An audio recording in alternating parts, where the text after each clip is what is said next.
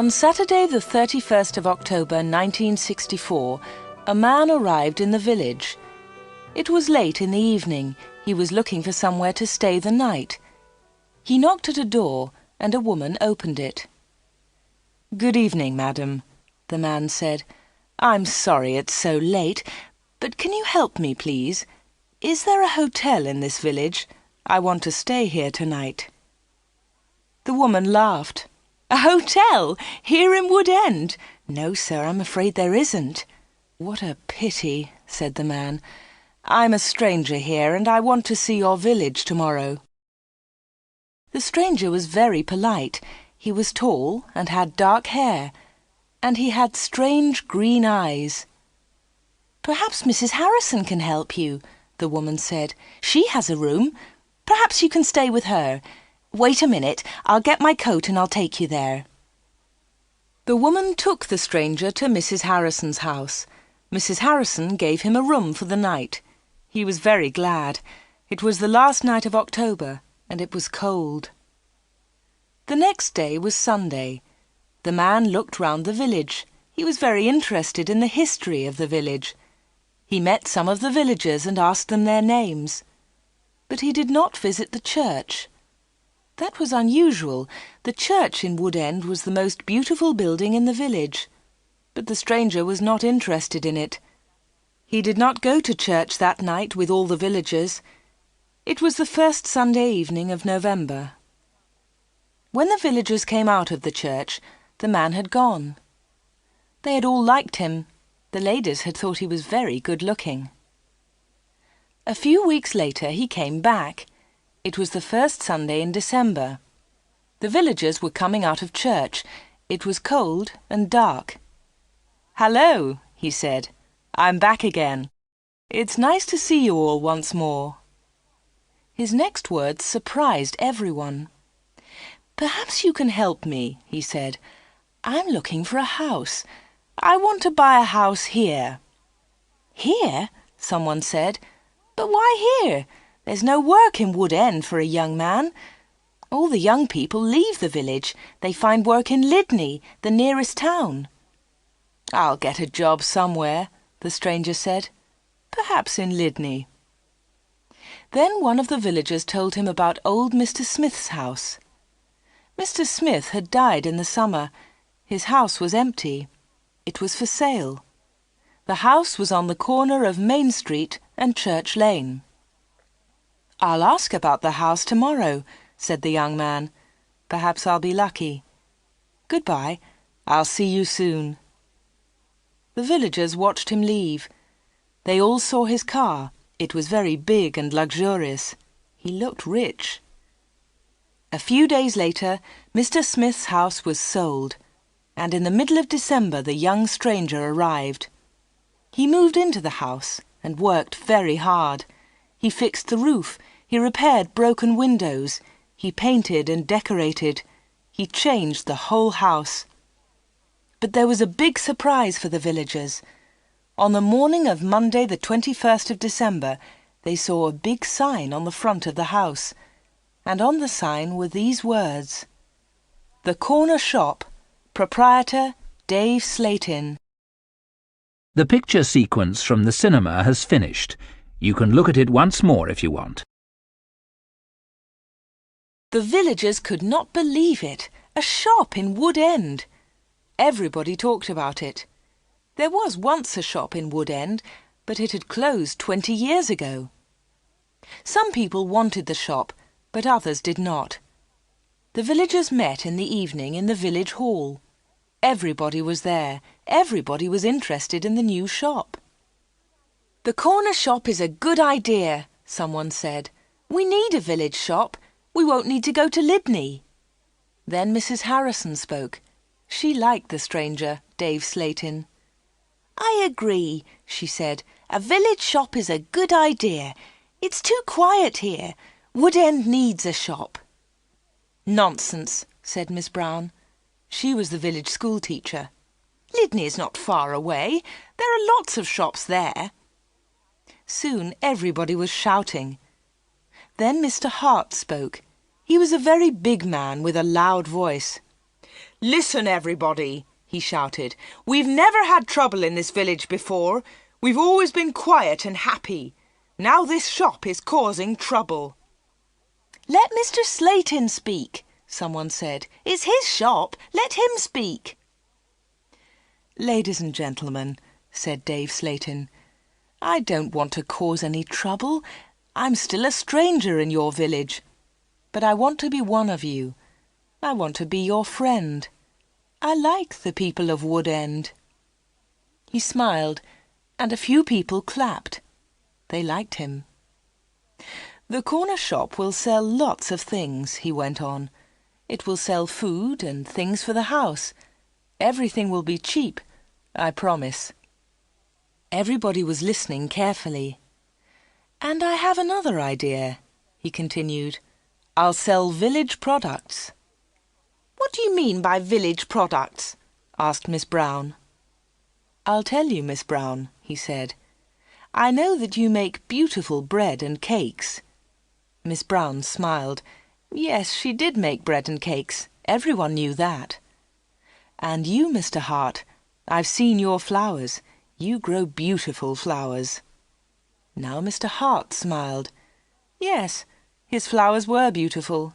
Everyone knew about them. "And Mr. Everett makes pots," someone said. "And Mrs. Davis makes dolls," said another voice. "And I do paintings of the village," said old Miss Lucy Gray. "Yes," said Dave, "you can all do something. You villagers are clever. You make lots of things. We can sell them to the tourists. In the summer, Wood End can make a lot of money." "But what about the money?" said Mr. Hart. "How will you pay us?" "That's a good question," said Dave. "And here's the answer. You'll bring your things to me, and I'll sell them for you. I'll keep some of the profit. You'll have the rest." "What a good idea," said Miss Brown.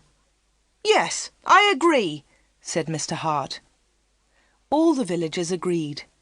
Everyone in the village was happy with Dave Slayton's plan. The corner shop opened on Monday the 4th of January 1965. Soon the shop was busy and Dave needed an assistant. The new assistant in the corner shop was Anna. She started work in late January.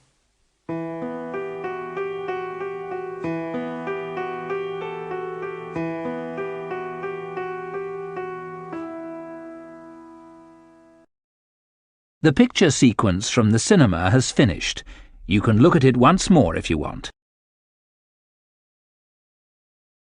Dave Slayton kept his promises. Things at the shop were good and cheap. "How does he do it?" asked Mrs. Harrison. "It's winter, but he's selling lots of fruit and vegetables, and they're cheap. I never go to Lydney now." The other villagers agreed. The corner shop was a success, and Dave seemed happy. He paid Anna good wages. Sometimes her friend Peter helped at the shop, and Dave gave him money too. Dave advertised in newspapers, and the village products sold well. People from Lydney came to the corner shop. There were lots of visitors, and Wood End became more interesting. The villagers were surprised, but pleased. They were making a lot of money. Dave lived alone in a flat above the shop. He was very popular in the village, but no one ever went to his flat. No one ever saw inside it. At the bottom of the stairs there were 2 doors. One led into the stockroom. The other door had a notice on it. "Special orders only. Keep out." The door was always locked. Anna never went into the special orders room. "Why do you lock that room, Dave?" Anna asked one day. "What's in there?" "It's for special orders," he replied. "Big orders."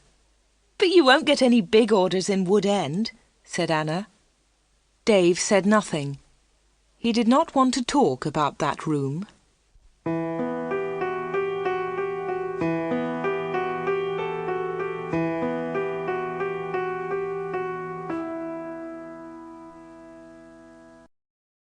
The picture sequence from the cinema has finished. You can look at it once more if you want.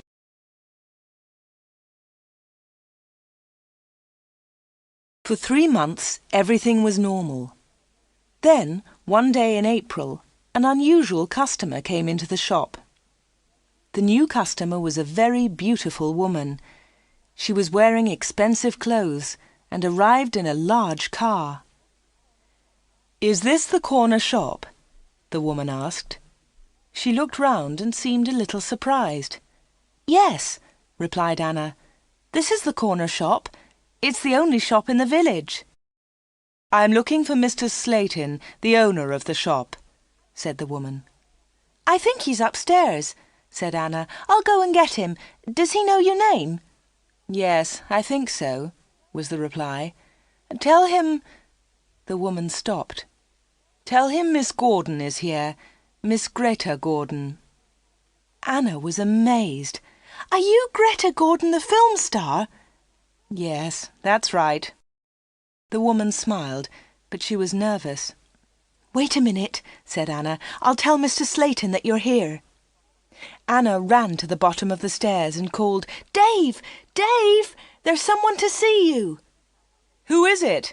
asked Dave from upstairs. "Miss Greta Gordon!" shouted Anna. "It's Greta Gordon, the film star!" "I'm coming," he said, and he came down immediately. "I'm pleased to meet you, Miss Gordon," he said. "Good morning," said Greta Gordon. She and Dave shook hands. She had beautiful hands, and she was wearing beautiful diamond rings. Anna had never seen so many diamonds before. Miss Gordon looked round. "Is this where you work, Mr. Slayton?" she asked. Once again she seemed nervous. "Yes," said Dave. "It's a small place, but it's big enough for me. Please follow me, Miss Gordon." Anna was surprised. Dave and Greta Gordon did not know each other. He did not call her Greta, and she did not call him Dave. He seemed to be in a hurry, and she seemed to be frightened. Anna watched them. Dave and Greta Gordon went to the back of the shop and into the special orders room. Greta Gordon was a special order customer. Anna thought that was very strange. She wanted to tell someone about Greta Gordon.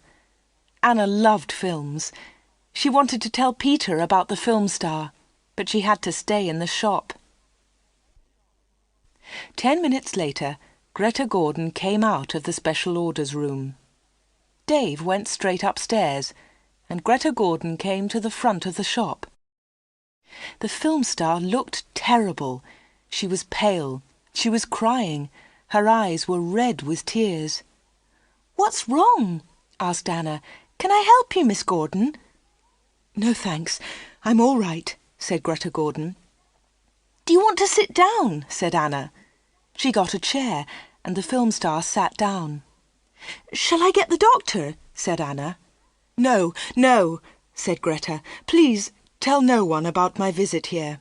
Please tell no one." Anna was disappointed. She wanted to tell everyone about Greta Gordon. She wanted to tell everyone about her famous customer. "I want to give you something," said Greta Gordon. "Here's a photograph of me. I'll sign it." She signed the photograph and gave it to Anna. "Please keep this," said Greta, "and please keep our secret. Please don't tell anyone." "All right," said Anna. "I promise." The film star kissed Anna. She held Anna's hands. What a beautiful woman, thought Anna, and what beautiful hands. Then Anna noticed something. The diamond rings were gone.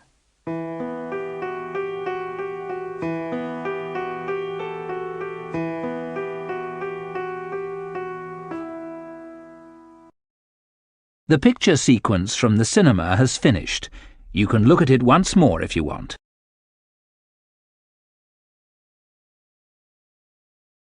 Dave never talked about Greta Gordon. He never talked about her visit to the corner shop. One day, Anna asked him about the film star. "How do you know Greta Gordon?" said Anna. "Is she a friend of yours?" "I don't want to talk about her," Dave replied. "She was a special order customer.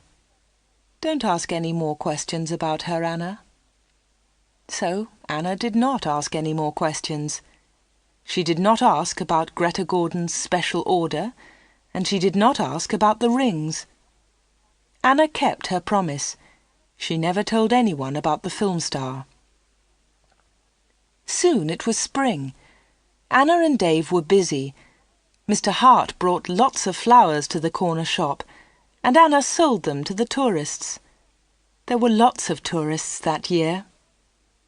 In May, Peter asked Anna to marry him. She said yes. They became engaged. They planned to get married in the following year. Now they needed money, so they worked hard and they saved. They were very much in love. On Saturdays, Peter played football or cricket, and Anna often went to the cinema in Lydney. He enjoyed sports, and she loved watching films. One day, Anna was reading Film News. This was a magazine about film stars. She turned the pages. There was a picture of Greta Gordon. Anna was pleased. What a surprise! Beautiful Woman was going to be a big film, and now Greta Gordon had the star part. Anna wanted to tell Peter about Greta, but she kept her promise. She did not tell anyone. But she did show Film News to Dave Slayton. "Look, Dave," she said, "here's a story about Greta Gordon. Isn't it great? She's got the big part in Beautiful Woman." Dave looked at the magazine. "Greta Gordon will star in Beautiful Woman." The star of Beautiful Woman was Joanna Lee, but Miss Lee has broken her arm. "I don't know what happened," said Miss Lee. "I was in my bedroom. I slipped and fell." Greta Gordon will now be the star of Beautiful Woman. "I'm so lucky," Greta told us yesterday. "I've always wanted the part. I can't believe it." "I don't know anything about films," he said. "Is Greta Gordon a big star?" Anna laughed. "Big star? Yes, she is. She's terrific." Dave didn't seem interested. "I hope she's happy with her big part," was all he said.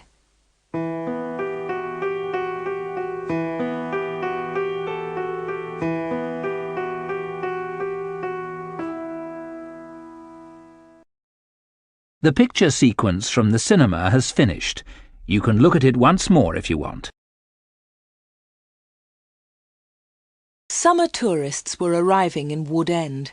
The weather was beautiful and the shop was doing well. But Anna was not very happy. She often thought about Greta Gordon's visit. Why had she come to see Dave? What had happened to the diamond rings on her fingers? There was another problem. Anna loved Peter and she was going to marry him. But she liked Dave too. Dave was older, but she liked him. All the women liked him. But Anna was very close to him all day. In the daytime, Anna was with Dave. In the evening, she was with Peter. Anna was living two lives. One life was with Dave, the other life with Peter. Then one Friday, Dave surprised Anna. "What are you doing tomorrow?" he asked her. "Would you like to spend the day with me? We can go anywhere you like. We can go in my car." "I'm sorry, Dave," said Anna, "but Peter wouldn't like it." "Don't be silly," said Dave. "We won't go far. I'll close the shop at lunchtime and we can go to Lydney." Anna wanted to go with Dave, but she was worried about Peter. "Don't worry about Peter," said Dave. "He's always busy on Saturday." Anna thought for a moment. "All right," she said. "You take me to the best cinema and to the best restaurant. Then I'll come with you." "Of course," laughed Dave. "Anything you want, Anna." So the next afternoon, Dave and Anna went together to Lydney. They had a good time. Dave bought Anna a new, expensive dress. Then they went to a cinema and afterwards to a restaurant. Peter played cricket that Saturday. He never knew about Anna's day with Dave. He was playing in another village and returned to Woodend very late. Dave and Anna were also very late. Dave stopped his car near the corner shop. The night was warm. "Thanks, Dave," said Anna. "It was a lovely day."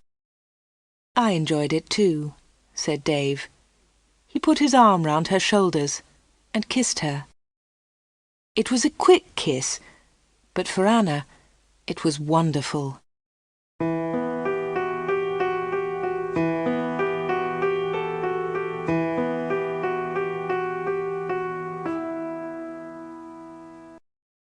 The picture sequence from the cinema has finished.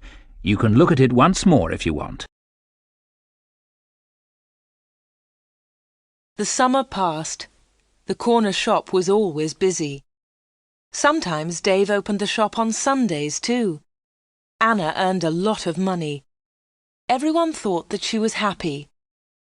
But life was difficult for her. She liked Dave. He was her boss, and he was older than her. But Peter was her fiancé, and he was about the same age. Dave was quite rich, but Peter had no money. Dave bought Anna clothes, and he took her out. Peter did not buy her clothes and never took her anywhere. He was more interested in football. Anna did not like football. Now it was September. Peter played football every Saturday. One Saturday there was a big football match on television. Mr. Hart had the biggest television in the village, and he invited some people to his house. He invited Peter and Anna. On Friday, the day before the match, Anna was working in the shop all day. At 5 o'clock, she locked the shop door. 2 minutes later, the bell rang, and Anna went to the door. There was a young man outside. He was carrying a small case. "Hello," she said. "Can I help you?" "I hope so," said the young man. "I want to see Mr. Slatin." "I'm afraid that the shop is closed now," said Anna. "We're open tomorrow morning." "But I've got an appointment," said the young man. Then Dave spoke behind Anna. She hadn't seen him. "Yes, I've been waiting for you," said Dave. "You're late." "I'm very sorry, Mr. Slatin," said the young man. "I was—" Never mind," said Dave rudely. His rudeness surprised Anna. The young man seemed afraid. "But can you see me now?" he asked. "Yes," said Dave. "Come in." Dave turned to Anna. "Anna, it's after 5 o'clock. You can go home now." "I won't be long," said Anna. Dave was angry. "Hurry up and go home," he said. But Anna wanted to stay. She wanted to know about the young man. The young man followed Dave to the back of the shop and into the special orders room. Another special order, another special customer. Anna waited. But soon it was 5:30. Anna put her coat on and left the shop. She closed the door very loudly. Then she went round the corner and waited. Soon there was a noise. The young man was leaving the shop. Anna could not see him, but she could hear him. He was speaking to Dave. "Are you sure?" said the young man. "What do you mean?" asked Dave. "Is this the only way?" said the young man. "Yes, it is," said Dave. "Don't worry, everything will be all right. Goodbye." Anna heard the shop door close. She came round the corner and saw the young man. He was walking quickly to his car. Anna noticed immediately that he was not carrying his case. She followed him. "Excuse me," she said, "you've forgotten something. You've left something behind." The young man turned round. Anna stopped. Suddenly she was frightened. The young man's face was white. It was white with fear. "Please go away," said the young man. "Leave me alone. I want to go home. Leave me alone." He got into his car and drove off. Anna stood in the street and watched him. She was thinking. Why had the young man come to the corner shop? What was his special order? And why had he left his small case with Dave Slate in? The picture sequence from the cinema has finished. You can look at it once more if you want.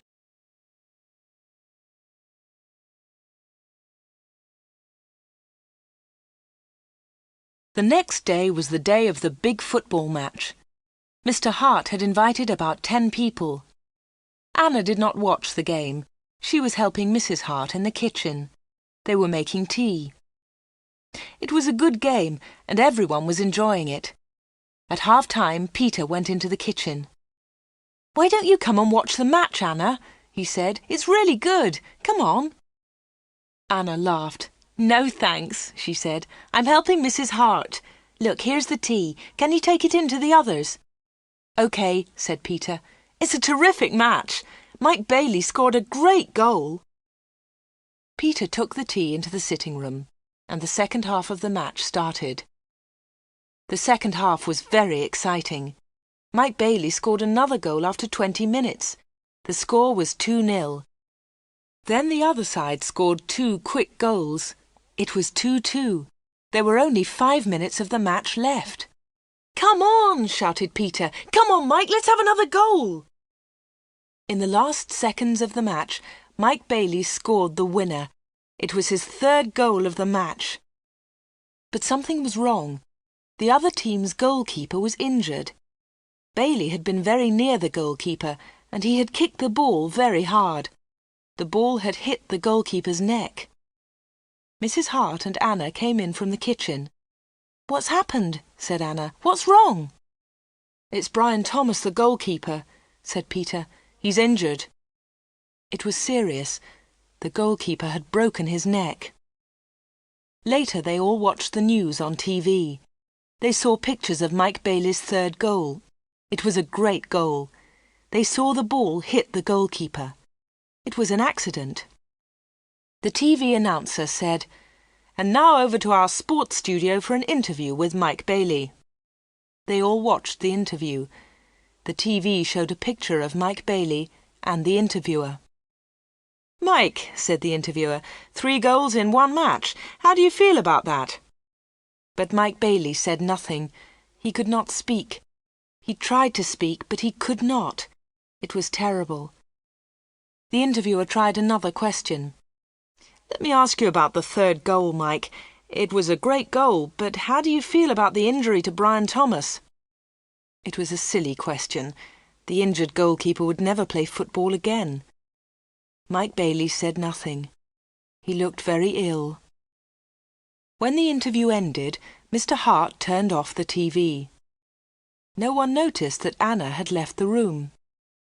Mike Bailey had looked frightened. Anna was frightened too. Mike Bailey and Anna had met before, the day before, at the corner shop.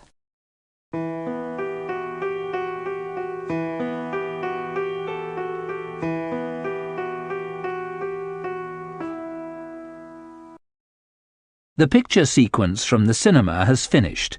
You can look at it once more if you want. Anna did not know what to do. She was only 17, but sometimes she felt much older. She wanted to ask Dave about Mike Bailey and Greta Gordon. She wanted to know about special orders. She decided to wait. One day, Dave and Anna were alone in the shop. "How's Peter?" asked Dave. "He's fine, thanks," said Anna. Dave smiled. "Is he still playing football?" "Of course he is," said Anna. Dave laughed. "You don't see him very much, do you, Anna?" "I see him 3 or 4 times a week," said Anna. "What about weekends?" Dave asked. Anna replied quickly, "I don't see him much at weekends. He plays football then." "When are you getting married?" asked Dave. "I don't know," she replied. "We haven't decided yet. Perhaps next year." "That's a long time." Dave smiled at Anna. Anna felt afraid. She also felt excited. She didn't know why. "Sometimes you're bored, Anna, aren't you?" said Dave. He looked into her eyes. "Yes," said Anna, "that's true." "Why don't you come away with me for a weekend?" said Dave. "We can go to London." A weekend in London! Anna had only been to London once for a day. Anna was excited, but she was also afraid. "I don't know," she said. "I must think of Peter." "Oh, forget him," said Dave. "He'll never know. Come with me and we'll go to the best shops. We'll go to the best cinema. Will you come with me?" Anna said nothing. Suddenly she had an idea. She looked at Dave. "Perhaps I'll come with you," she said. "Good," said Dave. "That's great." "But first," said Anna, "I want to ask you something." "What do you want to know?" he said quietly. "I want to know about your special orders." "Very clever," said Dave. "You're a village girl, but you're very clever, Anna." "Village girls aren't stupid," said Anna. "Now tell me about your special orders, then I'll come to London with you." Dave was angry. "One question. You can ask me one question," he said. Quickly, Anna asked, "Why do people come to you? Why—" "One question! Only one!" shouted Dave. "All right," said Anna, "but don't shout. Tell me, why do people come to see you?" Dave thought about his answer. He spoke quietly. "They come for help," he said. "They need help, and I sell help to them. That's all." Anna didn't understand. "What sort of help?" she asked. "One question!" shouted Dave. "I've answered your question." Anna said no more. She and Dave had made an agreement. Anna had asked her question. Dave had answered it. Dave had invited Anna to London for the weekend, and Anna went with him.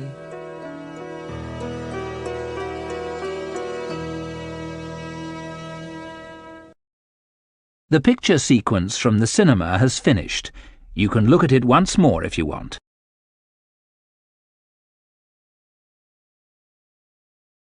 Anna enjoyed the weekend.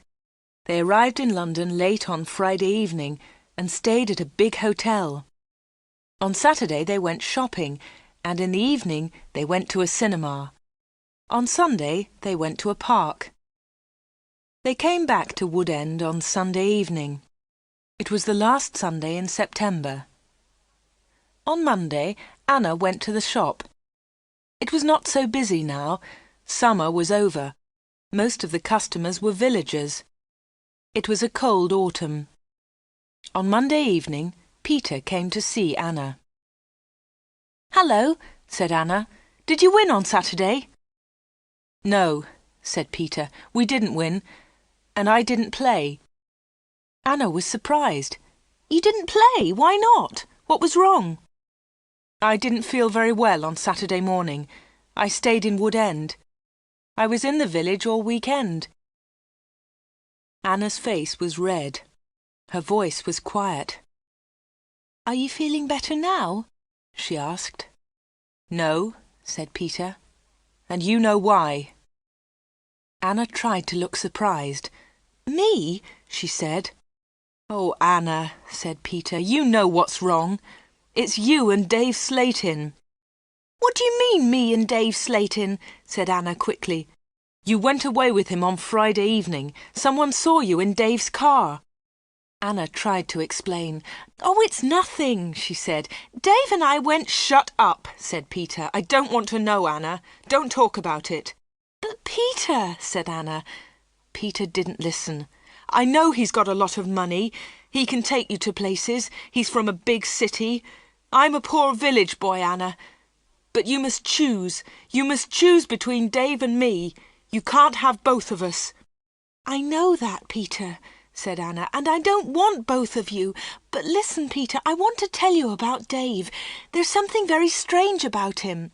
Dave, Dave, Dave, Peter shouted. You talk about him all the time. I don't want to hear his name again.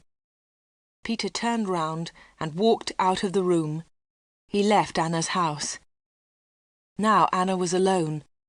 She was very unhappy. She wanted to talk to Peter. She wanted to tell him about Dave. She wanted to tell him about Greta Gordon and about Mike Bailey. But Peter had left her.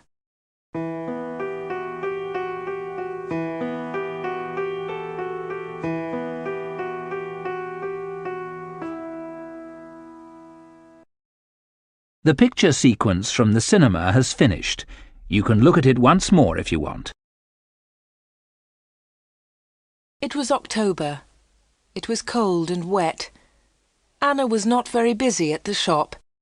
She was very unhappy. She was a different girl. She seemed older. She didn't go out much. She looked ill. Most of the villagers knew that Anna had quarrelled with Peter. They also knew that she had been to London with Dave. But no one was able to help Anna. She did not talk to anyone.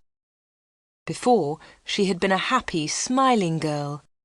Now she was sad and lonely. She went to the shop every day. She was waiting for another special customer. Anna did not wait long. It was the middle of the month. Anna was alone in the shop. It was almost lunchtime. A middle-aged gentleman came in. He was a big man with a very large moustache. He was well dressed, and he was carrying a large briefcase. "Good morning, miss," he said politely. "Good morning, sir," said Anna. "Can I help you?" Anna was very polite too. She was interested in this man. "I'm looking for Mr. David Slayton," said the man. Anna smiled. "Are you a salesman?" she asked. She knew that he was not a salesman. He didn't look like a salesman, but she wanted to talk to the man. The man smiled. "Yes, I am a salesman," he said. That was not true. Anna knew that the man was lying. Then she said, "Perhaps I can help you, sir. I usually speak to the salesman." She looked at the man's case. It had the letters ARICS printed on it. "Thank you," said the man very politely, "but I have a private appointment. I have come from London, and I must see Mr. Slayton." "I'm sorry," said Anna. "He's very busy at the moment, but I'll tell him you're here. What's your name, please?" The man smiled. "Roberts," he said. "Arthur Roberts." Anna went to the back of the shop. Dave was coming down the stairs. "There's a man in the shop," said Anna. "He wants to speak to you." "Thanks," said Dave, and he went to the front of the shop. "Good morning, Mr. Reisman," said Dave. "I'm pleased to meet you." Anna listened. Reisman! The man's name was Reisman, not Roberts. What a liar! The man did not look at Anna. "I'm pleased to meet you, Mr. Slayton," the man said. "Please come with me," said Dave. Mr. Reisman followed Dave. They went into the special orders room. A minute later, Dave came out. He came to the front of the shop. "It's lunchtime, Anna," he said. "You can go home now." "Thanks, Dave," said Anna. "I'm going in a few moments." Dave went back to the special orders room. Anna did not leave the shop. She waited. Anna wrote down the letters ARICS. She understood AR, Arthur Reisman, but she did not understand ICS. At 1:30, Anna heard noises. Mr. Reisman was leaving. Dave was talking. "Thank you, Mr. Reisman," said Dave. "And thank you," said Mr. Reisman. "You have helped me a lot." "Good," said Dave. "Goodbye, Mr. Reisman. My assistant isn't in the shop, but you can open the door. Goodbye." Dave went upstairs, and Mr. Reisman came into the front of the shop. Anna was sitting quietly in a corner. "Oh," said Mr. Reisman, "I thought you'd gone home." "No," she said. "I decided to have lunch in the shop today." Anna and Mr. Reisman looked at each other. They didn't like each other. There was silence. Anna spoke first. "Would you like to buy some bread, Mr. Roberts?" she said. "Reisman, my name is Reisman," said the man. Anna smiled. "I'm so sorry," she said. "Would you like to buy some homemade bread, Mr. Reisman?" "It looks delicious," said Mr. Reisman. He was very polite again. "Yes, I'll take some, please. My wife will love it." "Here you are," said Anna. She put the bread in a bag. Then she said, "You can put it in your briefcase." "My briefcase?" said Mr. Reisman. "I haven't got a briefcase." "I think you've forgotten it," she said. "I'll go and get it for you." Anna moved towards the back of the shop. Mr. Reisman stepped in front of her. He held her wrists. He was very strong. "Listen to me," he said. "I don't want that briefcase. Leave it there." "All right," said Anna. "Please let me go. You're hurting me." Mr. Reisman let go of Anna and turned towards the door. He left the shop hurriedly. He hadn't taken his bread with him. Anna watched Mr. Reisman leave. Her hands were still hurting 5 minutes later.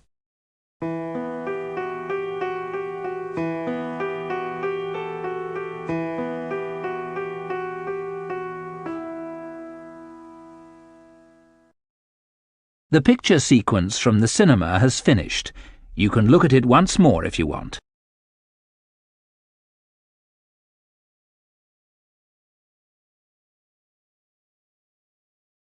Anna waited for some news about Mr. Reisman.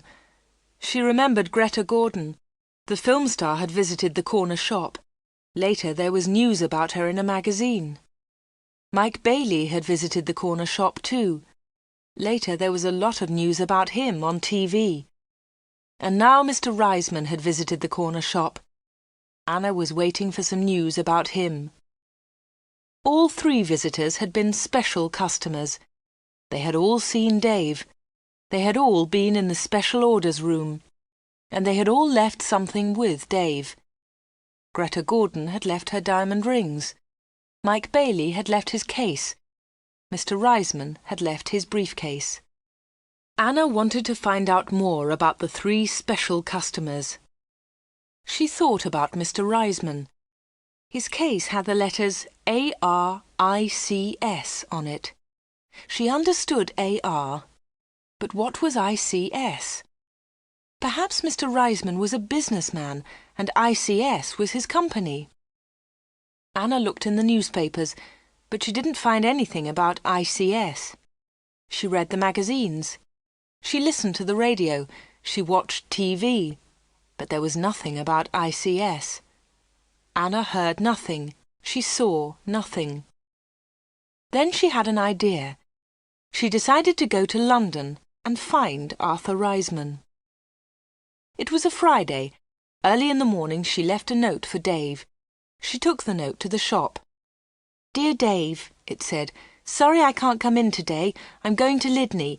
I'm buying some things for my wedding. Anna." The note did not tell the truth, but Anna didn't care. Anna took a bus to Lydney and then caught a train to London. She got to Paddington Station at midday. She got off the train and looked for a telephone box. The telephones were near to the entrance to the station, but the boxes were all full. She stood and waited. Then Anna saw the letters ICS. There they were. They were on a huge advertisement. Anna had found the answer to her problem. International Computer Services. ICS. Perhaps that was Mr. Reisman's company. Soon one of the phone boxes was empty. Anna rang the number, 222-8959. "ICS, can I help you?" said a woman's voice. "Yes, please," said Anna. "I want to speak to Mr. Reisman, Mr. Arthur Reisman. I think he works at ICS." The woman laughed. "Works here? Yes, he does," she said. "He's the vice-chairman of the company. Wait one moment, please. I'll get his secretary." Then there was another woman's voice on the phone. "Mr. Reisman's secretary, can I help you?" "Yes, please," said Anna. "I'd like to speak to Mr. Reisman." "Who's calling, please?" said the secretary.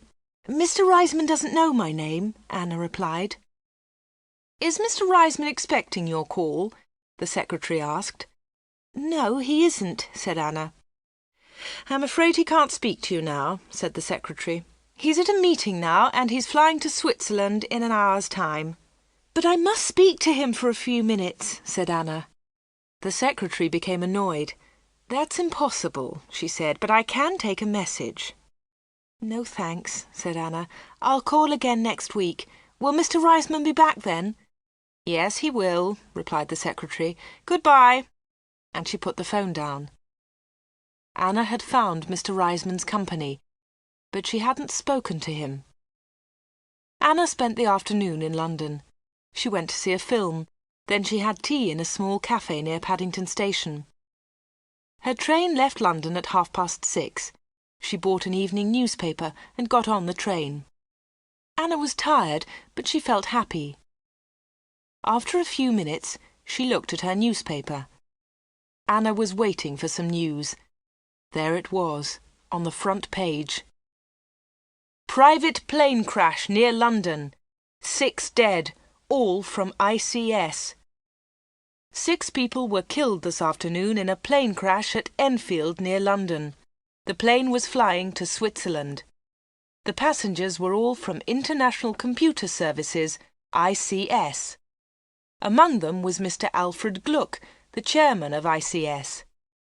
Mr. Arthur Reisman, vice-chairman of ICS, told us, 'I'm lucky to be alive. I was at a meeting today. The meeting went on for a long time, and I didn't catch the plane.'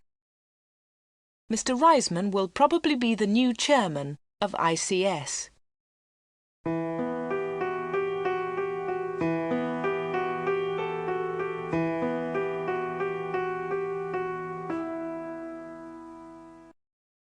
The picture sequence from the cinema has finished. You can look at it once more if you want. Anna got home about 10 o'clock. She turned on the radio and listened to the news.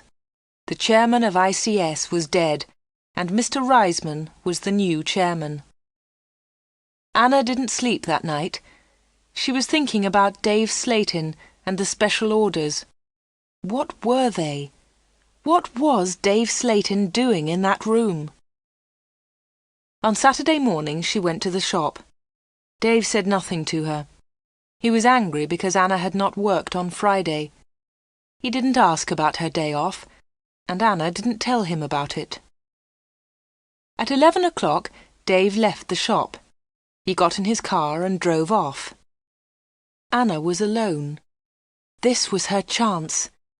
She went to the back of the shop and turned the handle of the locked door. But the special orders room was not locked. Dave had forgotten to lock it. Anna opened the door and went into the room. It was a small room, dark and hot. Anna turned on the light, but it was not a very strong light. She looked round the room. There was a small table, 2 old chairs, and a lot of boxes. That was all. Special orders? There were no order books, no papers, no pencils. Anna walked round the table.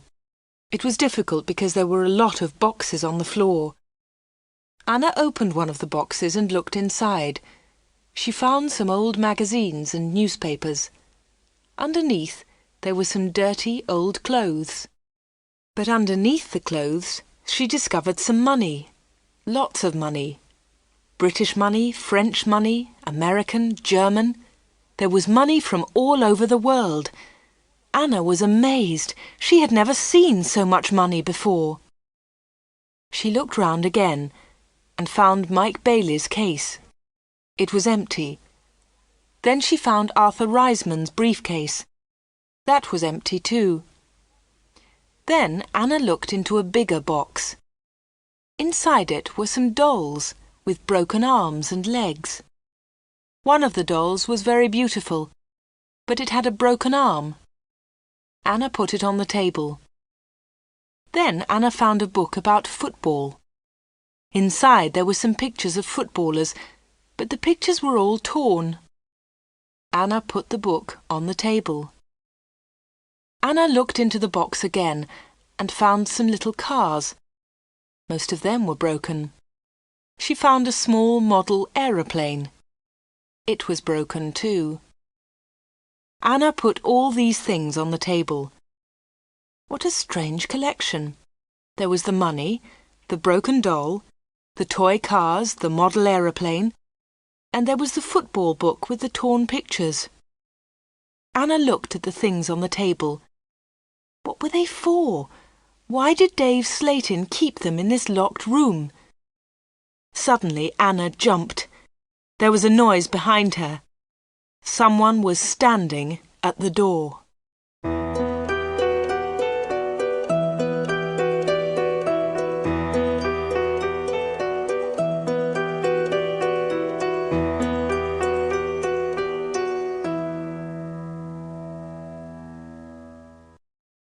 The picture sequence from the cinema has finished. You can look at it once more if you want. "What about the diamond rings?" said a voice. It was Dave Slayton. He was laughing. "I left the door open for you," he said. "I wanted you to go into this room this morning." Anna was frightened, but she tried not to show her fear. "You haven't found the diamonds," Dave said again. Anna remembered Greta Gordon's diamond rings. Were they in this room too? "Here," said Dave. He came into the room and picked up an old box. He took out the rings and threw them on the table. "They aren't yours," said Anna. "They belong to Greta Gordon." "They belong to me," laughed Dave. "She gave them to me." "But why?" asked Anna. "Why? Why did Greta Gordon give you those diamonds? And all this money? Who gave you the money?" "My special customers," said Dave. "My special customers gave me the money. It's mine now." "Mike Bailey and Mr. Reisman gave you all this money?" asked Anna. "Yes," said Dave. "You have seen some of my special customers, not all of them." "But why do they come?" Anna asked again. "These people come to me for help," replied Dave Slayton. "I help them, and they pay me." "But how do you help them?" asked Anna. Dave Slayton picked up the beautiful doll with the broken arm. "Do you remember Joanna Lee?" he asked Anna. Anna thought for a moment. "Joanna Lee?" she said. "Yes, of course I remember her. She's the actress who broke her arm. Greta Gordon got her part." "That's right," said Dave Slayton. "This doll is Joanna Lee." Anna felt more afraid. What kind of man was Dave Slayton? Dave Slayton pointed to a torn photograph in the football book. "Who's that, Anna?" he asked. Anna remembered the face. She had seen it on TV. "Brian Thomas," she replied. "He's a goalkeeper." "He was a goalkeeper," said Dave Slayton. Anna was terribly frightened now. Dave Slayton was an evil man. Dave Slayton moved close to Anna. He picked up the broken aeroplane. "And what do you think this is?" he asked Anna. Anna knew the answer, but she was too afraid to speak. Dave Slayton took Anna's arm and held it tightly. Anna tried to move away. Dave Slayton laughed and held Anna more tightly. "Listen, Anna," he said quietly. "I want you. I need you. Marry me, Anna. Don't marry Peter. Marry me." "No, no," she cried. "Let me go! Let me go!" "But Anna, you still don't understand," said Dave Slayton. "I have strange powers. I can give you everything you want." He looked into Anna's eyes. "And my children will have these powers too," he continued. I will give you money and diamonds, and you, Anna, you will give me children." Anna was terrified now. She kicked Dave Slatin very hard, and he let go of her hand. Anna moved quickly. She ran out of the special orders room, through the front of the shop, and out onto the street. She ran all the way home.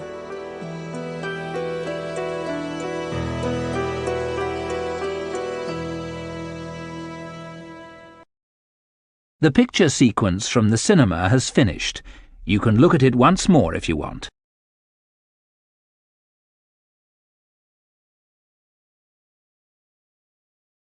When Anna got home, she felt terrible and went to bed. In the evening, Peter came to see her, but Anna was ill in bed. "I'll come and see Anna tomorrow," Peter told Anna's mother. Again, Anna did not sleep all night. The next day, Sunday the 31st of October, was a terrible day for Wood End. Anna stayed in bed. She had a fever, and her mother phoned the doctor. The doctor came immediately. "Anna's very ill," said the doctor to Anna's mother. "I'm worried. I don't know what's wrong with her. I'll come back again tonight." That afternoon, Peter came to Anna's house. He tried to speak to Anna, but she was too ill. He sat quietly beside her bed. At about 7 o'clock, Peter heard shouting in the street. He went to the window and looked outside. People were running and shouting, "Fire! Fire! Fire! There's a fire at the corner shop!" Peter ran out of Anna's house and into the street. There was a big fire on the corner. The shop was in flames. Nobody could see Dave Slatin. "His car's here," said Mr. Hart. "Dave must be inside." Then the villagers saw him. He was standing at an upstairs window. "Jump, Dave!" they shouted. "Jump! Save yourself!" But Dave did not move. He was standing at the window, and he was laughing. Some of the women in the street started screaming. Mr. Hart tried to run into the shop, but the others pulled him back. Flames were leaping up from the shop. The flames reached Dave Slatin. The villagers saw that he was still laughing. That was the last time they saw him. The flames hid him completely. No one was able to save him, and no one ever saw him again.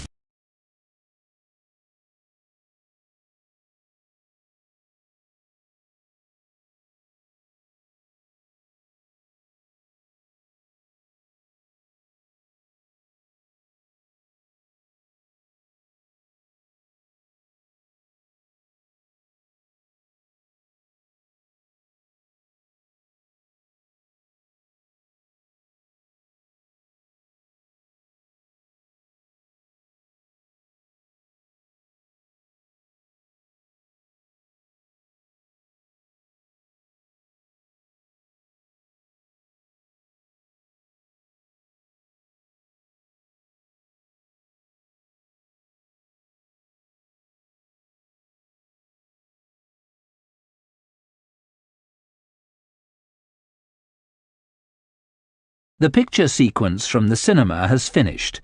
You can look at it once more if you want.